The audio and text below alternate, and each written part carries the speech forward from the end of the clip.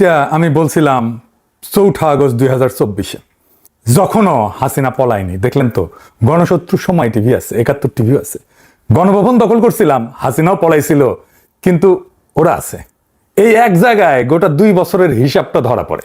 সময় টিভি আর 71 টিভি টিকে যাওয়াই প্রমাণ করে আমরা হাসিনাকে হটাইছি, কিন্তু হাসিনার শাসনকে, তার প্রতিষ্ঠানগুলোকে হটাইতে পারি নাই, সরাইতে পারি নাই। আজ হাসিনার পলায়নের 2য় বর্ষপূর্তি। আজ থেকে ঠিক 2 বছর আগে হাসিনা হেলিকপ্টার করে পলাইছিল, আর 2018 সালের এই একই দিনে, এই হতভাগা 5ই আগস্ট, হাসিনা তার পিছে ডিজিএফআই লাগাই দিছিল। এই হতভাগারে দেশ ছাড়তে হয়েছিল। খোদা তাআলার কি অসীম কুদরত, সে একই দিনে কাঁঠাল রানীকে পলাইতে হইল হেলিকপ্টার কইরা গণরোষে। আমি দেশে ফিরতে পারবো ইনশাল্লাহ, কাঁঠাল রানীর কব্বর দেশের মাটিতে হবে না। আজকের দিনে আমাদের হিসাব করতে হবে কি কি অর্জন করলাম এই 2 বছরে, আর কি কি করতে পারি নাই, করা উচিত ছিল। আসেন সেই হিসাবের খাতা খুলে দেখি। আমাদের অর্জন যে একেবারে নাই তা না। দেখেন, 1 নাম্বার, হাসিনা নাই, সে পলাইছে, এটা গুরুত্বপূর্ণ। তার এত বড় দল, রাষ্ট্রযন্ত্র, তার দলের গুন্ডা যে লেসপেন্সার বাহিনী গড়ে তুলছিল, আমলাতন্ত্র, bureaucracy, police, BDR, army, RAB আর ইন্ডিয়া, কেউই তারে রক্ষা করতে পারে নাই। পদত্যাগ কইরা দেশের জেলে থাকার মতো অবস্থাও তার ছিল না, দেশ ছেড়ে পালাইতে হয়েছে। হাসিনার পতন হবে এটি তো অবিশ্বাস্য ছিল আমাদের কাছে, অনেকের কাছে ছিল। সত্য কথা, আলহামদুলিল্লাহ, রাক্ষসী গেছে। এটাই তো আমাদের জীবনের একটা বড় অর্জন, সবচেয়ে বড় অর্জন। আর কি লাগে অর্জন? 2 নাম্বার, হাসিনা, তার দল, তার লেসপেন্সারদের বিচার হইতেছে। 5ই মে শাপলা হত্যাকাণ্ডের বিচার হইতেছে। 3 নাম্বার, আয়নাঘর গুড়ায় দেওয়া হয়েছে, গুম ক্রসফায়ার বন্ধ হয়েছে, ডিজিটাল নিরাপত্তা আইনে হয়রানিমূলক মামলা বন্ধ হয়েছে, প্রত্যেকদিন 1000 খানিক মামলা হইতো। 4 নাম্বার, একটা নির্বাচিত সংসদ হয়েছে, তারা ফাংশন করতেছে, যেমনই করি ভালো মন্দ, তারা ধীরে ধীরে সংসদীয় রাজনীতির ধারায় ফিরতেছি আমরা। 5 নাম্বার, বাংলাদেশ তার শত্রুরে চিনতে পারছে, ফন্দের আলো আর দিল্লি স্টারে চিনতে পারছে। বাংলাদেশে ইন্ডিয়ান স্বার্থ, মিডিয়া, আর্ট, কালচার আর এলিট সুশীলপনার মধ্যে দিয়া কিভাবে ফাংশন করে সেটা বুঝতে পারছে। সায়ানাত, উদিচি, সিপিবি, বাম এই সমস্ত মিলে ছদ্মবেশে যে আওয়ামী লীগের দোকান চালায় সেটা চিনতে পারতেছে। সবচেয়ে বড় কথা, ধানমন্ডি 32 নম্বর মাটির সাথে গুড়ায় দেওয়া হয়েছে। এডিটর সাহেব, ব্যান্ড পার্টি বাজার।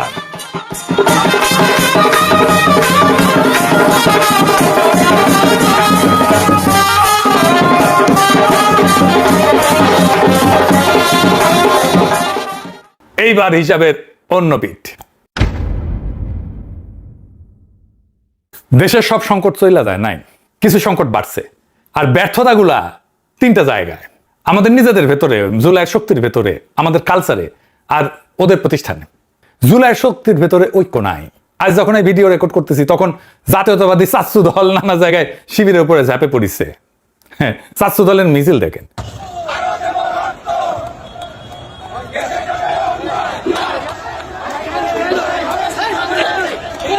এডিটেশে বড় কইরা দেখান, এডিটেশে এটা নাকি ছাত্র যুবদল নেতা নয়, হেলমেট পরে নামিছে, হাতে লাঠি, আবার সেই হেলমেট, ছাত্রলীগের হেলমেট, শুধু চেহারাটা বদলাইছে। আর তার সাথে কে, ঢাকা বিশ্ববিদ্যালয়ের ওই যে ফজলুল হক হলে যে চোর সন্দেহে তোফাজ্জল হোসেনকে পিটায় মারছিল না, ওই মামলার চার্জশিটভুক্ত আসামি এফএইচ হলের ছাত্র দলের নেতা শেখ রমজান আলী রকি, দেখেছেন? তাহলে তোফাজ্জলকে পিটায় মারছিল কারা, দেখেছেন? হাসপাতালে যে হামলা করেছে, ঠিক জুলাই ছাত্রলীগ যেমন করেছিল, অক্ষরে অক্ষরে একই স্ক্রিপ্ট, শুধু পতাকার রংটা বদলাইছে। জুলাইয়ের শহীদ ছাত্রদল নেতা ওয়াসিম, যাকে সবাই ভালোবাসতো, আমাদের অত্যন্ত প্রিয় মুখ, খোদা তাআলা তাকে বেহেশত নসিব করুক। আজ সেই ওয়াসিম, যেই মানুষটাকে ভালোবাসতো, যার আদর্শে উদ্বুদ্ধ ছিল, আজ সেই মানুষটাকে বেরবিতে, রোকেয়া বিশ্ববিদ্যালয় রংপুরে অপমান করা হয়েছে।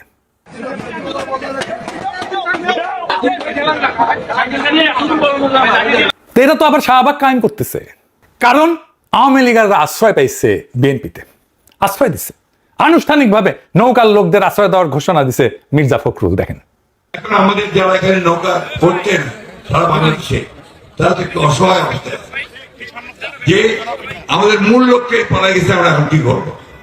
সেই জায়গায় আমি আপনাদেরকে এটুকু আশ্বাস দিতে পারি যে আপনাকে হতাশ হবেন না, ধানের শীষ আপনাদের পাশে আছে, আমরা আপনাদের পাশে আছি। আমরা বেঁচে থাকতে আপনাদের গায়ে কেউ ফুলের টোকাও দিতে পারবে না। তারেক রহমান বলে আন্দোলনের সময় নাকি জামাত শিবির পাওয়া যায় নাই। হ্যাঁ, জামাত শিবির কয় না, বলছে গুপ্ত। শোনেন, আজকে অনেকেই দাবি করে, কারো নাম আমি উল্লেখ করতে চাই না, যাদেরকে একটি শব্দ, গুপ্ত একটা শব্দ ব্যবহার করলেই মানুষ, সাধারণ মানুষও তাদেরকে চিনে, তারা খারাপ। এদেরকে কিন্তু আমরা অনেক খুঁজেছি, তাদেরকে আমরা পাইনি, আমি পাইনি দূরে থেকে। আপনারা কি কেউ পেয়েছিলেন রাজপথে তাদেরকে? তাদেরকে কিন্তু রাজপথে আমরা দেখিনি। 17 বছর বিভিন্ন জায়গায় আমরা তাদেরকে দেখিনি। শুনিছেন তো? তারেক রহমান এই মিছিলটা কারা করেছিল দেখেন।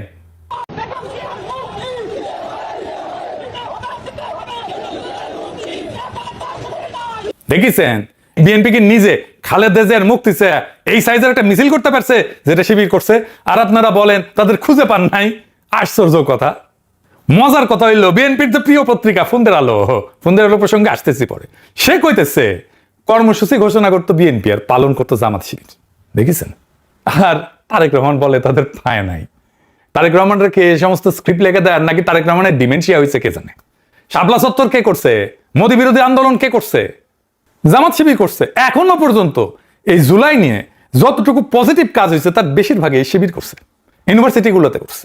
যাই হোক, আর একটা অংশে আসি, কালচারালি আমরা জুলাই নিয়ে কতটুকু আগেছি। কালচারালি আমরা এক পাও আগাই নাই। জুলাই কেন হইল, জুলাইয়ের স্পিরিট কি, এই নিয়ে আমরা ইন্টেলেকচুয়ালি, কালচারালি, ফিলোসফিক্যালি এক পাও আগাইতে পারি নাই। আপনি একটু পিছনে ফিরে তাকান। 1971 স্বাধীনতার পরে 2টা ল্যান্ডমার্ক সিনেমা মুক্তি পায়। চাষী নজরুল ইসলামের ওরা 11 জন। এটার মুক্তির তারিখ 11ই আগস্ট 1972। 1971 16 ডিসেম্বরে বাংলাদেশ স্বাধীন হয়েছে। 8 মাসের কম সময়। সুভাষ দত্তের অরুণোদয়ের অগ্নিসাক্ষী এটা মুক্তি পাইছে 72 নভেম্বরে। 1 বছর হওয়ার আগেই 2টা সিনেমাতে হিউজ লজিস্টিক্স থাকছে, কারণ যুদ্ধের দৃশ্য ছিল, গোলাগুলি ছিল, সেনাবাহিনীর সাহায্য নিতে হয়েছে, আগ্নেয়াস্ত্র নিতে হয়েছে, গুলি গোলা লাগছে চিত্রায়িত করতে। সদ্য যুদ্ধ বিধ্বস্ত শূন্য কোষাগারের একটা দেশ এটা করছে। আর আমরা 2 বছর জুলাই নিয়ে একটা ল্যান্ডমার্ক সিনেমা দাঁড় করাইতে পারলাম না, যদিও 1.5 বছর ধরে ইউনূস সরকারের সাংস্কৃতিক উপদেষ্টা ছিল একজন ডাক সাহিত্যে চলচ্চিত্র নির্মাতা। এই হতেছে আমাদের কালচারাল অ্যাসেট বানানোর হিম্মত। আর এই জন্যই আওয়ামী লীগ জুলাইকে আক্রমণ করার, জুলাইয়ের শক্তিকে আক্রমণ করার সাহস পায়। যেই ঘটনার নিজস্ব স্মৃতি নাই, কালেকটিভ মেমোরি নাই, নিজস্ব ছবি নাই, নিজস্ব বয়ান নাই, তার বয়ান শত্রু লিখে দিবে। তাই হইতেছে, তাই হবে। আর যারা লিখতে পারতো, যারা এটা করতে পারতো, তাদেরকে কাছেই ঘিরতে দেয় নাই, আমারে তো দেশেই যাইতে দেয় নাই। এখন গর্ত থেকে বাইর হইতেছে 111-এর কারিগরেরা, আস্তে আস্তে গর্ত থেকে বাইর হইতেছে। এই যে হোসেন জিল্লুর মাদার আওয়ামী ফ্যাসিবাদকে ক্ষমতায় আনিছিল 111 কইরা। 111-এর সবচেয়ে ক্ষমতাবান উপদেষ্টা ছিল। এখন বাক্য যার ইচ্ছে, ইউনূস সরকার নাকি ক্ষমতার লোভ তৈরি করে দিয়ে গেছে ছাত্রদের। হ্যাঁ, এই মতি জিল্লুর গংরা ভাবে জান দিবে তরুণেরা, দরিদ্ররা, মাদ্রাসা ছাত্ররা মজা লুটবে ক্ষমতার তারা। এই একই অপরাধে প্রথম আলোর ভূমিকাও বিশাল। আমি হাসিচ্ছি, ব্যাপক অপপ্রচার চালায় ইন্ডিয়া অনুসারী সংবাদ মাধ্যমগুলা 2007-এ 111 করছিল, পটভূমি তৈরি করে দিছিল 111-এ বয়ান তৈরি করে দিচ্ছিল। 111-এর সরকারও ছিল তারা। আজ তারা সবাই মিলে ষড়যন্ত্রের নতুন জাল বিস্তার করতেছে। এই ধরিবাজ হোসেন জিল্লুর 2025 সালে সিআইএর নামে প্রতারণাকারী রাষ্ট্রদ্রোহী মামলায় আটক মাসুদ করিম তক্রের সাথে মিলা অন্তর্বর্তীকালীন সরকারের সময় জেনারেল ওয়াকারের উস্কানিতে কুকইরা নতুন একটা তত্ত্বাবধায়ক সরকার বানানোর ষড়যন্ত্রে লিপ্ত ছিল। প্রফেসর ইউনূসের সরকারে ঢুকতে না পাইরা এই শিয়ালের খাইশ হয়েছিল ক্ষমতার মসনদে বসার। হারাম জাদারে যেখানে পাবেন হাড্ডি গুঁড়া করে দেবেন, একেবারে গুঁড়া গুঁড়া করে দেবেন। এই বুড়া যেন এই বুড়াকালে মাজার হাড্ডি ভাঙার জন্য হাগামতা যেন করতে না পারে। এই গণশত্রুর চিনা রাখেন এডিটর সাহেব, এর সিল মেরে দেন। গণশত্রু আর জাউরা সিল মেরে দেন। এবার আসেন ফুন্দের আলোর শয়তানি দেখি। এই ফুন্দের আলো কয়দিন আগে আয়নাঘরে কথিত বন্দিশালা কইছে। কি সাহস দেখেন! এরা জুলাই আন্দোলনটা জঙ্গির আক্রমণ মানায় দেবে ভুল কইরা। তারপর জনতার তীব্র প্রতিক্রিয়া টের পেয়ে বিন্দু মাত্র ব্যাখ্যা ছাড়া নীরব মিছে ফেলে। ঠিক যেমন ভুলবশত মেজর জাহিদের মতো বহু নিরীহ মানুষকে জঙ্গি তকমা দিয়ে দুনিয়া থেকে মুছে ফেলার খেলায় শরিক হয়েছিল। কি হয়েছিল মেজর জাহিদের জানেন? তারিখ ধরে ধরে বলি, মন দিয়া শোনেন। সেপ্টেম্বর 2016 মেজর জাহিদকে জঙ্গি সাজায় হাত করা পড়া অবস্থায় 16টা গুলি করা হয়। আর 2017 জানুয়ারিতে হাসিনা তার স্ত্রীকে জেলে পাঠায়। তখন ওনার 2 মেয়ে, বড় মেয়ের বয়স 7 আর ছোটটার বয়স 1 বছর মাত্র। আরে ছোট মেয়েটা মায়ের সাথে জেলে বড় হইতে থাকে, দুধের বাচ্চারে জেলে পাঠাইছে বাবারে মাইরে ফেলা। বড় মেয়ে মামার বাসায় বড় হইতে থাকে। জেলে মাকে দেখতে গেলে কান্ত মা বাচ্চাটা শুধু। 3 বছর পরে মিসেস জাহিদ জামিন পায়। জামিনের 6 মাসের মধ্যে ডিবি অফিসে তারে আবার ডাকা হয়। সেখানে আমেনা মহসিন এবং আরেকজন প্রভাষক ছিল ইন্টারন্যাশনাল রিলেশনের, নামটা জোগাড় করতেছি, তারে নানা রকম প্রশ্ন করে মিসেস জাহিদকে, আপনার কখন থেকে এই পরিবর্তন, কখন থেকে হিজাব পড়েন, আপনার হাজবেন্ডকে আগে থেকে এমন ছিল? স্বামীকে হাত করা পড়ায় মিথ্যা অপবাদে 16টা গুলি করছে। আর তার বিধবাকে এখন জেরা করতেছে, সে হিজাব পরে কেন। এর কিছুদিন পর হঠাৎ করে আদালতে হিয়ারিং হয়, জামিন বাতিল হয়ে যায়। জামিন বাতিলের খবর শুনে ওনার মা অসুস্থ হয়ে পড়ে, মিসেস জাহিদের মা। বছর খানিকের মধ্যে মিসেস জাহিদকে আবার জেলে পাঠানো হয়। 2022-এ উনি যখন জেলে, তখন ওনার মা মারা যায়। জেলে থাকার কারণে শেষবারের মতো দেখতে যেতে পারেননি। আর মেজর জাহিদের বাবা মাও ছেলের শোকে মারা গেছেন, ছেলে খুন হওয়ার কিছুদিনের মধ্যেই। হাসিনা আমলে কত কষ্ট, এত যন্ত্রণার মধ্যে দিয়ে একটা পরিবার জীবনযাপন করছে, সবকিছু শেষ হয়ে গেছে এই পরিবারের। এডিটর সাহেব, এই ছবিটা একটু বড় করে দেখান, বড় মেকআপ করলে নিয়ে মেজর জাহিদের ছবি। আমরা মনে করি আমরা অনেক ত্যাগ করেছি, এই পরিবারের কষ্ট যন্ত্রণা ত্যাগের কাছে আমাদের লড়াই কিছু না। মিথ্যা পদে হত্যা করা হয়েছিল, এখন মেজর জাহিদকে মরণোত্তর ব্রিগেডিয়ার জেনারেল করা হয়েছে, আলহামদুলিল্লাহ। মেজর জাহিদ মরে গিয়ে বাইসে গেছেন। কি পরিমাণে পারিবারিক, সামাজিক, মানসিকভাবে লাঞ্ছিত হয়েছে এই পরিবারটা। এমন একটা সুখের সংসার সারখাট করে দিচ্ছে হাসিনা। আর হাসিনার এই জুলুমের বয়ান উৎপাদন করে দিয়েছে ফোনদের আলো, দিল্লি স্টার। দিল্লি স্টার কি শিরোনাম করছিল দেখেন, জাহিদকে নিয়া এই দুই অভিশপ্ত মিডিয়া মেজর জাহিদের খুনের বৈধতা উৎপাদন করছে। ফোনদের আলো আর দিল্লি স্টার, এদের ক্ষমা নাই। ব্রিগেডিয়ার জাহিদকে সৃষ্টিকর্তা শহীদ হিসাবে কবুল করুন। কিন্তু এদের কিছু হয় নাই, ফোনদের আলো, দিল্লি স্টারে কিছু হয় নাই, কোনো স্বীকারোক্তি নাই, কোনো গ্লানি নাই, কোনো অনুশোচনা নাই। এই মিডিয়া সন্ত্রাসের বরপুত্রদের কোথাও জবাবদিহি করতে হয় না, তাদের স্বাধীনতা অলঙ্ঘনীয়, পুত পবিত্র। আর এখন তারা ভিকটিম চাচ্ছে, পুড়ে যাওয়া ফোনদের আলো, দিল্লি স্টার দেখায় দৈনিক নাগাসাকি, হিরোশিমা নাকি হয়েছে, এটা দেখায় সবাইকে আমরা ভিকটিম, আমাদের মারিছে। আয়নাঘরের মতো নৃশংস গোপন বন্দিশালার অস্তিত্ব প্রথমে অস্বীকারের চেষ্টা করছে, তারপর আবার ইনভার্টেড কমার মধ্যে রেখে মিথ্যা ছাপাই দিছে। এই খেলা চলছে 24 ঘন্টা। আসলে 24 ঘন্টা ধরে আমরা মাপছে আমাদের সহ্য শক্তি কতটা হজম করতে পারি। এইবার 24 ঘন্টার পরীক্ষা নিচ্ছে, ভাইবা দেখেন ভবিষ্যতে এই পরীক্ষার সময়সীমা কত দীর্ঘ হইতে পারে। কেউ তো ভাবতেছেন এই মতি মাহফুজ তো বুড়া, একদম কয়দিন পরে জয় বাংলা হয়ে যাবে, এই কুকুরটি আর কয়দিন চালাবে, দিন বদলাইবে না। ওরা যে কালচারাল ইনস্টিটিউট গড়ে তুলছে, তাতে সবাই একটা ছোট ছোট মতি মাহফুজ। কেউ কেউ হয়তো সঠতায় মতি মাহফুজকে হার মানাবে।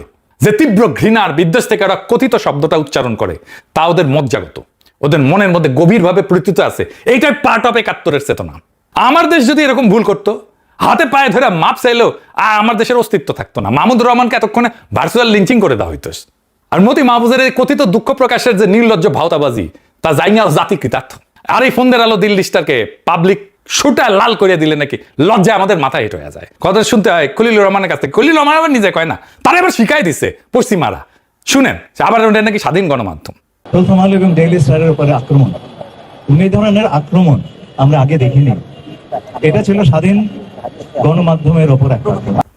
আমাদের যে লজ্জা পাইতে হবে সেটা আবার পশ্চিমারা শিখাই দিচ্ছে খলিল। তো খলিল ভাই তো লেখাপড়া জানা মানুষ, আপনারা একটু শিখা, একটু মেলা দিন আগে লেখাপড়া করেছেন, ভুলে বসে আছেন, অথবা বুড়া হয়েছেন জন্য মাথায় ডিমেনশিয়া হয়েছে, আলঝেইমার হয়েছে।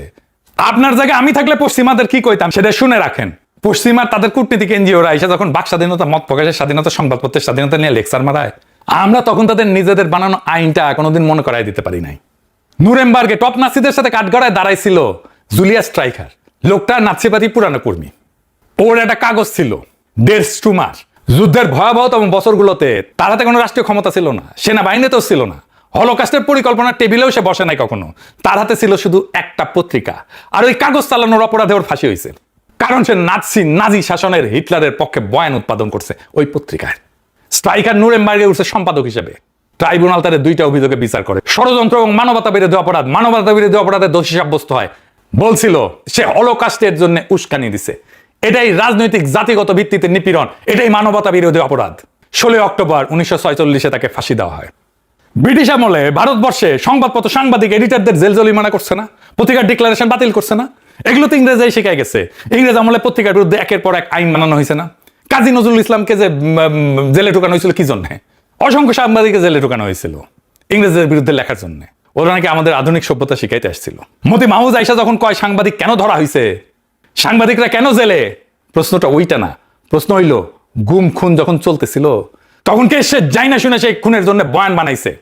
কার কলমের ডগায় জঙ্গি তকমা লাগায় মানুষটা লাশ হইছে? 1/11 জঙ্গি নাটক, 16 বছরের বয়ান নির্মাণ, এইগুলার নথি আছে, তারিখ আছে। মতি মাহফুজকে কাঠগড়ায় তুলতে হবে।